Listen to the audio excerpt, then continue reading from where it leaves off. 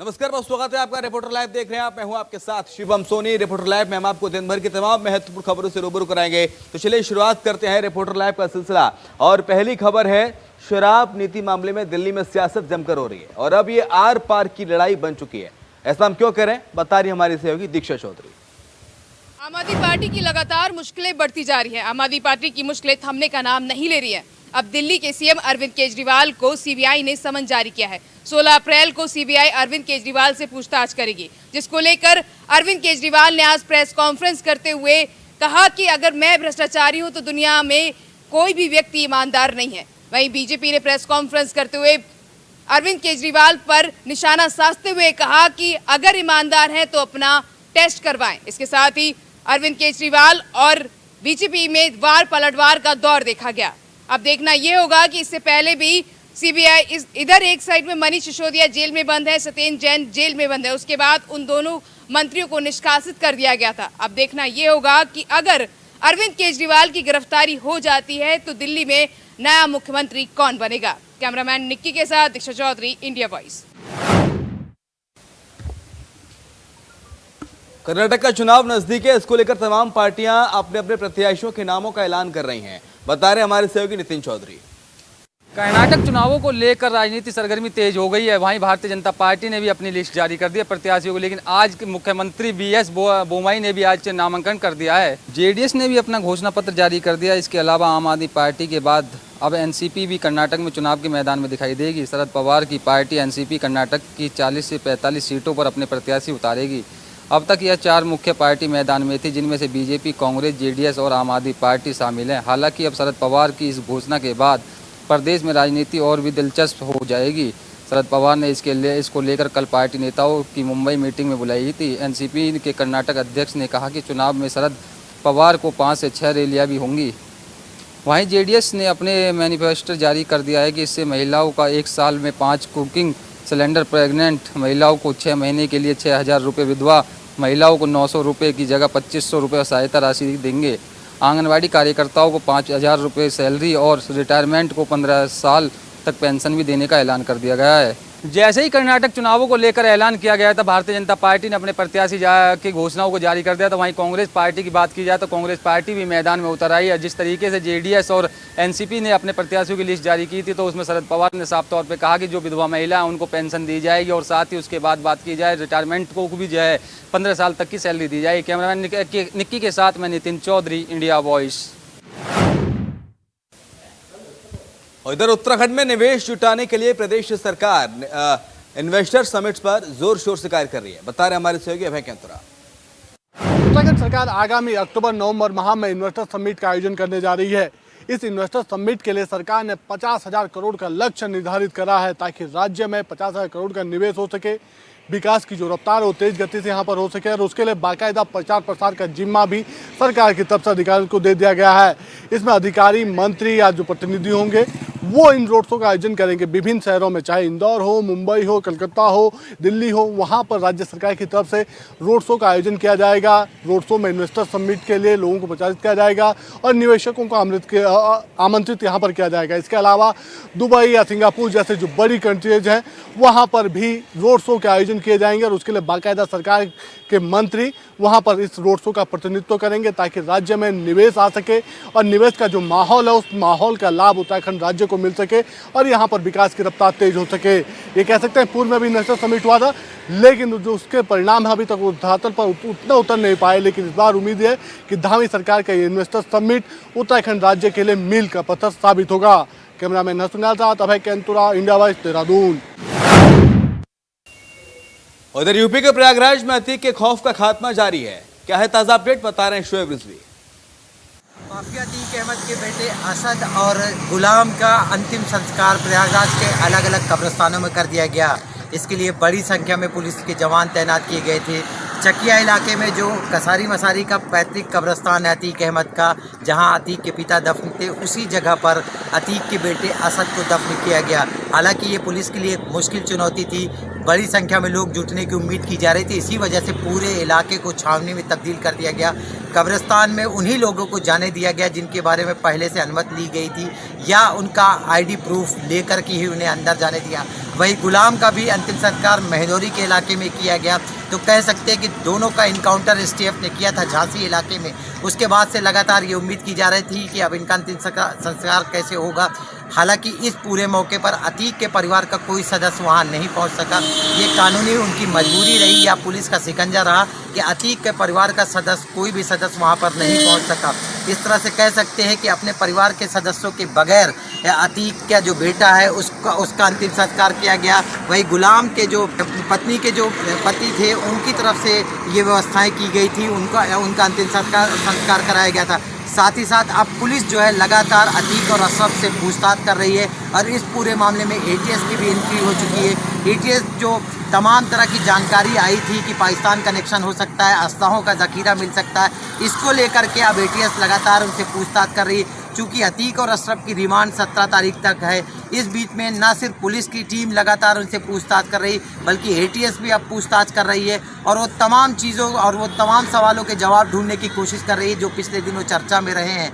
और ये उम्मीद की जा रही है कि आने वाले दिनों में अतीक अहमद, अशरफ और उनके पूरे परिवार पर और संकट के बादल मंडराएंगे। साथ ही साथ ये सवाल ज़रूर उठ रहा है कि आखिर बेटे के गम में माँ ज़रूर परेशान नहीं होगी, लेकिन जो उम्मीद की जा रही थी कि शाइस्ता परवीन यहाँ पर आ सकती हैं वो भी नहीं आई। तो ये कह सकते हैं कि अंतिम संस्कार ज़रूर कर दिया गया है, लेकिन बहुत से सवाल और बहुत से जवाब अभी भी पुलिस तलाश कर रही है और अतीक के परिवार से इन तमाम सवालों के जवाब निकालने की कोशिश कर रही है। Shoaib Rizvi, India wise, Prayagraj.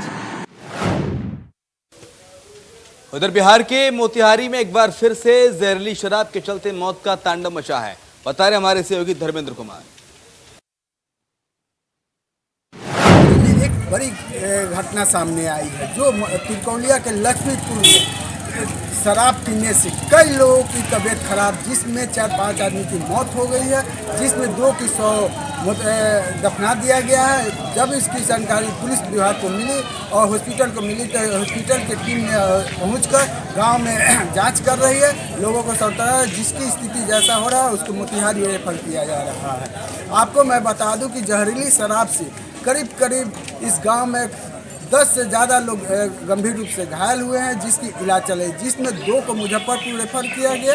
आपको यहाँ गांव में स्थिति अभी ऐसे बने हुए कि लोग डर के मारे समय हुए हैं, लेकिन गांव के कुछ लोग न अपनी तत्परता दिखाते हुए सभी लोग के लिए मेडिकल टीम जो पहुँची है उसको इलाज करा रहा है। मोतिहारी से धर्मेंद्र कुमार की रिपोर्ट। और फिलहाल एक छोटा सा ब्रेक ले रहे हैं, जल्द लौटेंगे। तो ब्रेक के बाद आपका स्वागत है। आगरा में गांजा तस्करों की बड़ी खेप पर पुलिस को आखिर क्या मिली जानकारी, बता रहे मयंक त्यागी। ANDF जॉन और संयुक्त पुलिस टीम यानी कि सैया के द्वारा गांजा तस्करी करने वाले अंतर्राज्यीय गिरोह का पर्दाफाश किया है। लगभग 8 तस्करों की गिरफ्तारी के बाद करीब 1 कुंटल 94 किलो गांजा बरामद किया गया है। गांजे की कुल कीमत का आकलन किया जाए तो करीब 97 लाख बताई गई है। पुलिस के द्वारा पूछताछ में तस्करों ने बताया कि ये कैसे उड़ीसा से लाकर दिल्ली तक माल सप्लाई करते थे। फिलहाल पुलिस ने टीम चेकिंग के दौरान सैया टोल प्लाजा से ये पूरा गांजा बरामद किया गया है। फिलहाल दोनों टीमों की कार्रवाई के बाद 8 तस्करों को जेल भेज दिया गया है। वहीं SP वेस्ट सोनम कुमार ने बताया कि कई बार इस प्रकार की सूचना मिली, लेकिन ये तस्कर हत्थे चढ़े नहीं थे। फिलहाल दोनों टीम की संयुक्त कार्रवाई के बाद 8 तस्करों को जेल भेज दिया गया है। कैमरा पर्सन अंकुर के साथ मैं मयंक त्यागी, इंडिया वॉइस। हरदोई में महिला ने पूर्व प्रधान पर ऐसा क्या आरोप लगाया जिससे बवाल मच गया, बता रहे हमारे सहयोगी। महिला ने पूर्व ब्लॉक प्रमुख पर आरोप लगाया है दुष्कर्म का, व उनके साथ एक अन्य आदमी का, कि मुझे नौकरी दिलाने के नाम पर मुझे उन्होंने बुलाया और मेरे साथ दुष्कर्म किया।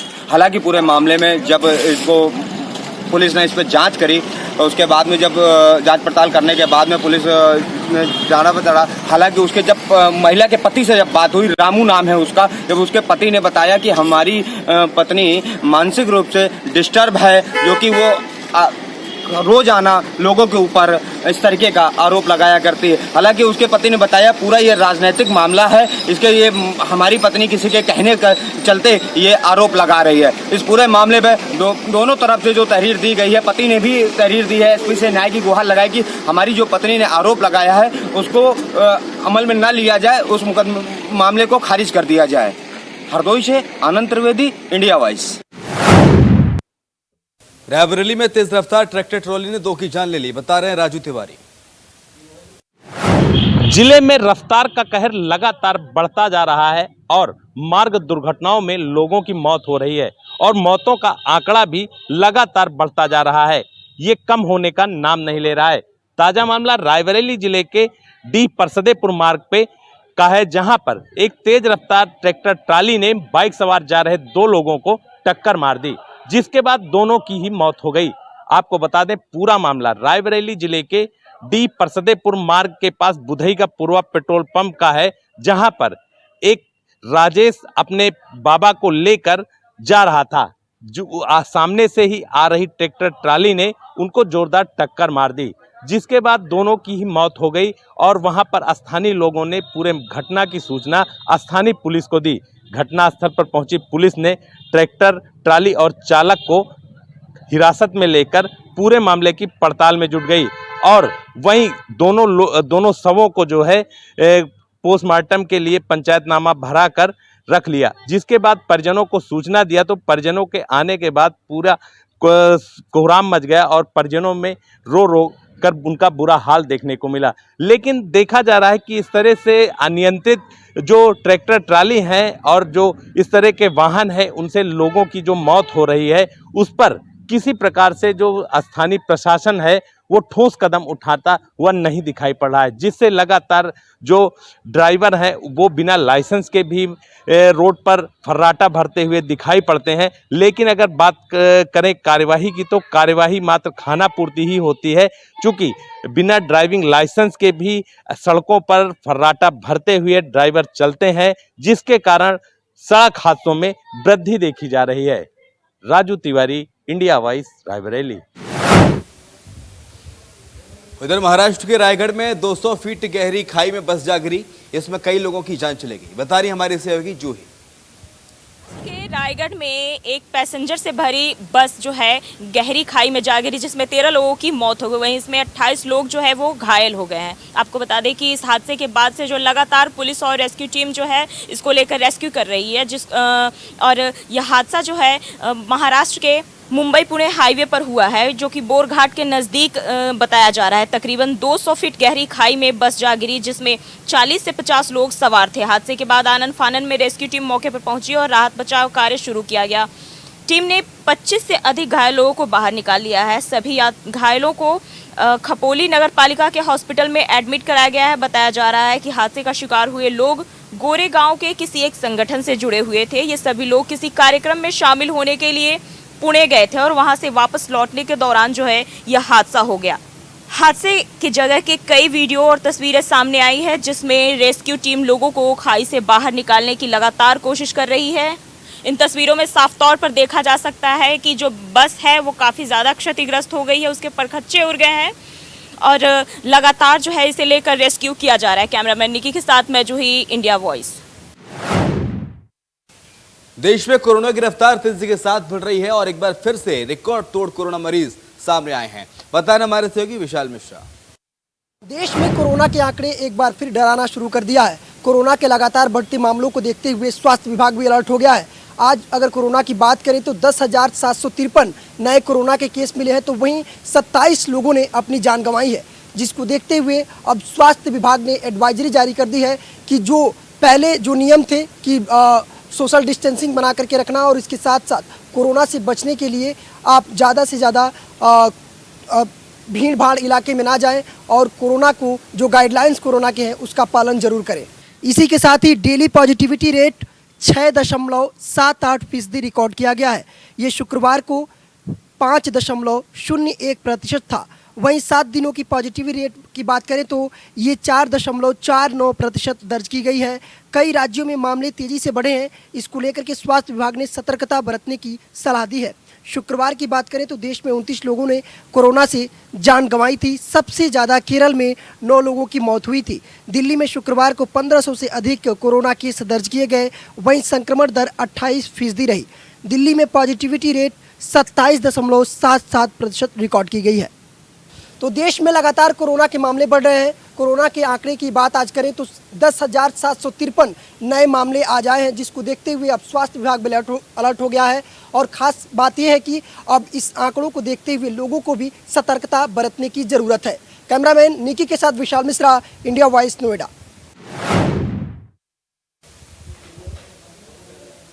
उधर सीतापुर में ऐसा क्या हुआ कि जेल में कैदी भूख हड़ताल पर उतर आए, बता रहे हमारे सहयोगी। मौत के बाद सीतापुर जिला कारागार में लगभग 2000 के ऊपर बंद कैदियों ने भूख हड़ताल कर दी। आपको बता दें, ये पूरा मामला सीतापुर के जिला कारागार का है, जहां पर एक बबलू नाम का कैदी जो बलात्कार के मामले में यहां पर सजा काट रहा था, जिसको लेकर जिसकी पिटाई की गई और उसको जब अस्पताल ले जाया गया तो उसकी इलाज के दौरान मौत हो गई। या बंदियों का आरोप है जब बंदियों को इसकी जानकारी लगी कि उसकी मौत हो गई है तो बंदियों ने रात में जो है भूख हड़ताल कर दी। जब इसकी जानकारी जिला प्रशासन को हुई तो वह मौके पर पहुंचा और देर रात तक यह हाई प्रोफाइल ड्रामा चलता रहा। उसके बाद जब इस मामले की पूरी जानकारी डीआईजी जेल AK श्रीवास्तव को हुई तब वह आज सीतापुर पहुंचे हैं और जेल के अंदर बंदियों से और सबसे मुलाकात कर रहे हैं और पूरी जानकारी इकट्ठा कर रहे हैं। फिलहाल बंदियों ने सुबह जब पेशी पे ले जाया जाता है तो पेशी पर जाने से इनकार कर दिया। फिर डीआईजी जेल AK श्रीवास्तव की भारी मान मनोबल के बाद बंदी पेशी पर जाने के लिए तैयार हुए। जब बंदियों की गाड़ी जेल के बाहर निकली तो कैदियों ने अपनी बाइट में कहा है और आरोप लगाए हैं कि जेल के अंदर वसूली भी की जा रही है और 3rd डिग्री का भी इस्तेमाल किया जा रहा है। यहाँ तक कि ये भी कैदियों का कहना है कि हीटर पर खड़ा करके शौच कराया जाता है। तो फिलहाल इस मामले की अभी जांच चल रही है और डीआईजी जेल हैं AK श्रीवास्तव, वो भी जेल के अंदर हैं। आगे क्या होता है ये उनकी आने के बाद ही पता चलेगा। मोहित मिश्रा, इंडिया वॉइस, सीतापुर। इधर जालौन में निकाय से पहले पुलिस को बड़ी सफलता हाथ लगी है। पुलिस ने असलाह फैक्ट्री का भंडाफोड़ किया है, बता रहे हैं विष्णु पांडे। जालौन में लगातार अवैध असलाहों के साथ डांस का शौक युवाओं में सर चढ़कर बोल रहा है, जहां लगातार युवाओं के द्वारा अवैध असलाहों के साथ डांस कर व रील बनाकर सोशल मीडिया पर उन वीडियो को पोस्ट कर ज़बरदस्त सोशल मीडिया पर वायरल किया जा रहा है। वहीं ताज़ा मामला जालौन के नदी गांव थाना क्षेत्र से सामने आया है, जहां जालौन के थाना नदी गांव में एक नौयुवक के द्वारा अवैध तमंचे के साथ रील बनाकर उसका वीडियो सोशल मीडिया पर वायरल कर दिया गया है, जहां जमकर यह वीडियो सोशल मीडिया पर वायरल हो रहा है। वहीं जैसे ही इस मामले की सूचना पुलिस के संज्ञान में आई तो नदी गांव थाना पुलिस उस युवक की तलाश में जुट गई है और लगातार जालौन में अवैध असलहों के साथ प्रदर्शन व डांस करने का शौक युवाओं में सिर चढ़कर बोल रहा है, जहां लगातार 9 युवाओं के द्वारा एक के बाद एक अवैध असलहों के साथ डांस व रील बनाकर उनको सोशल मीडिया पर वायरल किया जा रहा है। जिसके बाद ताज़ा मामला जालौन के नदी गांव थाना क्षेत्र का बताया जा रहा है, जहां एक युवक के द्वारा हाथों में अवैध तमंचा लेकर उसकी रील बनाकर सोशल मीडिया पर वायरल कर दिया गया है। जिसके बाद पुलिस हरकत में आई और युवक के द्वारा अवैध असला लहराने के बाद उस युवक की तलाश पुलिस के द्वारा शुरू कर दी गई है। वहीं अपने सहयोगी साथी के साथ विष्णु पांडे, इंडिया वॉइस, जालौन। असलाह फैक्ट्री जो काफी दिनों से संचालित की जा रही थी, लेकिन चुनाव से निकाय से ठीक पहले इसका भंडाफोड़ किया गया, बता रहे विष्णु पांडे। नगर निकाय चुनाव को लेकर जालौन पुलिस के हाथ एक बड़ी सफलता लगी है, जहां जालौन पुलिस ने अवैध असला फैक्ट्री का भंडाफोड़ किया है और अवैध असला फैक्ट्री को संचालन करने वाले 2 आरोपियों को भी अवैध असलाहों के साथ गिरफ्तार किया गया है। वहीं प्राप्त जानकारी के मुताबिक जालौन के आटा थाना प्रभारी अर्जुन सिंह के द्वारा असलाह फैक्ट्री को भंडाफोड़ किया गया है और भंडाफोड़ करते हुए 2 आरोपियों को भारी मात्रा में असलाह व असलाह बनाने वाले उपकरणों के साथ गिरफ्तार किया गया है। वहीं प्राप्त जानकारी के मुताबिक मामला जालौन के आटा थाना क्षेत्र के ग्राम बरदर का बताया जा रहा है, जहां ग्राम बरदर में 2 लोगों के द्वारा अवैध रूप से असलाह फैक्ट्री चलाई जा रही थी और असलाह बनाकर उनको गैर जनपदों में भी बेचा जा रहा था, जिसकी सूचना मुखबिर खास द्वारा आटा थाना प्रभारी अर्जुन सिंह को दी गई थी। वहीं मुखबिर खास द्वारा मिली सटीक सूचना के आधार पर आटा थाना प्रभारी अर्जुन सिंह ने ग्राम बरदर पहुंचे और पुलिस बल के साथ चारों तरफ से घेराबंदी करते हुए 2 आरोपियों को गिरफ्तार किया गया है। वहीं गिरफ्तार किए गए दोनों आरोपियों के पास से पुलिस को अवैध तमंचे व कारतूस बरामद किए हैं और साथ साथ असलहा बनाने वाले उपकरणों को भी पुलिस ने बरामद किया है। वहीं पुलिस के द्वारा की गई इस बड़ी कार्रवाई से क्षेत्र में माफियाओं में हड़कंप मचा हुआ है और जालौन के अपर पुलिस अधीक्षक ने पूरे मामले का खुलासा करते हुए बताया गया कि ये पकड़े गए दोनों आरोपी जो कि अवैध रूप से असलहा बनाने का काम किया करते थे और असलहा बनाकर इनको गैर जनपदों में बेचा करते थे, जिसका आज पुलिस ने भंडाफोड़ किया है और पुलिस ने दोनों आरोपियों को गिरफ्तार कर लिया है और इनके पास से 12 तमंचे, 11 कारतूस व अन्य असलहा बनाने के उपकरण भी बरामद किए गए हैं। वहीं अपने सहयोगी साथी के साथ विष्णु पांडे, इंडिया वॉइस, जालौन। उधर हरदोई में एक हफ्ता पहले जो पेड़ स्लेट की लाश मिली थी, उस मामले में पुलिस ने 3 से 4 लोगों के खिलाफ तहरीर दर्ज की है। बता रहे हैं आनंद त्रिवेदी। हरदोई के मल्लावा थाना क्षेत्र में एक किशोरी का 4 अप्रैल को बबूल के पेड़ से शव लटका मिला था, क्योंकि आपको बता दें उसकी शिनाख्त नहीं हो पाई थी। पुलिस ने काफ़ी प्रयास करने के बाद उसकी शिनाख्त थी, जो कि पड़ोस के ही गांव की रहने वाली थी। तो पुलिस ने शव को कब्जे में लेकर पोस्टमार्टम के लिए भेजा। हालांकि पोस्टमार्टम रिपोर्ट में जो आया है वो बताया गया है कि उसकी फांसी लगने से मौत हुई है। हालांकि अब परिजनों ने हत्या का आरोप लगाया है कि गांव के ही 4 लोगों पर गैंग रेप कर हत्या की गई, हमारी किशोरी को मार के लटकाया गया है। हालांकि कल जब अभी तक कार्रवाई नहीं हुई थी तो कल इसी मामले पर परिजनों ने मल्लावा थाने का घेराव भी किया है। इस पूरे मामले में एएसपी पूर्वी ने भी बताया है कि मामले की जांच की जा रही है, तहरीर ले ली गई है परिजनों से और जो भी उसमें दोषी होंगे उनके खिलाफ सख्त कार्रवाई की जाएगी। हरदोई से आनंद त्रिवेदी, इंडिया वॉइस। उधर अमरोहा में इंडिया वॉइस की खबर का असर हुआ है। डिप्टी सीएम केशव प्रसाद मौर्य ने खबर पर संज्ञान लिया है। बता रहे हमारे सहयोगी मोहम्मद इमरान। में इंडिया वॉइस पर प्रमुखता से दिखाई गई खबर का बड़ा असर हुआ, जहां पर डिप्टी सीएम ने खबर पर संज्ञान लेकर ट्वीट कर कार्रवाई करने का आदेश दिया है, जिसके बाद मुख्य चिकित्सा अधिकारी ने कार्रवाई करते हुए अस्पताल को सील कर दिया है और रजिस्ट्रेशन रद्द कर कठोर कार्रवाई करने की बात कही है। अमरोहा में बीते दिनों एक मामला सामने आया था, जहां पर गर्भवती महिला की गलत इलाज के चलते झोलाछाप डॉक्टर के यहां मौत हो गई थी, जिसके बाद इंडिया वॉइस ने इस खबर को प्रमुखता से दिखाया था। जिसके बाद प्रमुखता से खबर इंडिया वॉइस पर चलने के बाद डिप्टी सीएम ब्रजेश पाठक ने इस खबर पर संज्ञान लेते हुए अमरोहा के मुख्य चिकित्सा अधिकारी को ट्वीट कर जानकारी दी कि जो भी अस्पताल संचालक है उसके विरुद्ध कठोर कार्रवाई की जाए, अस्पताल को सील कर दिया जाए और रजिस्ट्रेशन रद्द किया जाए। जिसके बाद अमरोहा के मुख्य चिकित्सा अधिकारी और उनकी टीम ने अस्पताल को सीज कर रजिस्ट्रेशन रद्द कर दिया है। पूरा मामला अमरोहा जनपद के गजरोला थाना क्षेत्र के धनौरा रोड का है, जहां पर हसन नर्सिंग होम में एक महिला की इलाज के दौरान गर्भवती महिला की मौत हुई थी, जिसके बाद खबर इंडिया वॉइस पर प्रमुखता से दिखाई गई थी, जहां पर खबर का असर हुआ है। डिप्टी सीएम ब्रजेश पाठक ने इस खबर पर संज्ञान लेते हुए जो हसन नर्सिंग होम है उसको सील कर रजिस्ट्रेशन रद्द करने का आदेश दिया, जिसके बाद मुख्य चिकित्सा अधिकारी राजीव सिंगल ने यह कार्रवाई की है, अस्पताल को सील कर दिया है और रजिस्ट्रेशन रद्द कर दिया है। साथ ही जो अस्पताल का संचालक है उसके विरुद्ध कठोर कार्रवाई करने की बात की है और 7 दिन के अंदर रिपोर्ट प्रेषित करने के आदेश भी मुख्य चिकित्सा अधिकारी को दिए हैं। अमरोहा से कैमरामैन मुनीस अहमद के साथ MD Imran, India voice, Amroha. और इसी के साथ रिपोर्टर लाइव में इतना ही। खबरें लगातार जारी हैं, आप देखते रहिए इंडिया वॉइस।